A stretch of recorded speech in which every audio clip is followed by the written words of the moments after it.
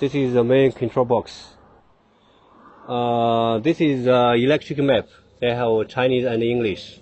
So you can connect the line according to this map. Here we also make some remarks.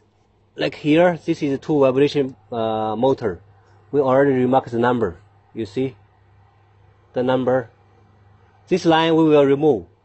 When the machine arrives to you, you should according to this number to connect with here. You see they have number.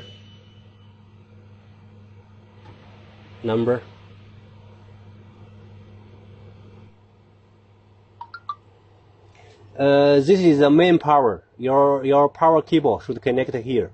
Then all the machine have the power.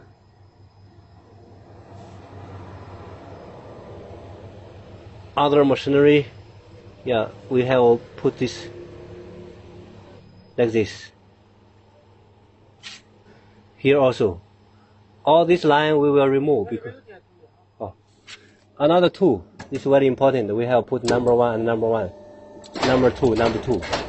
This is for main machine and the oil pump, the sensor system. You just put inside. Yeah, this is open. Remove and put inside.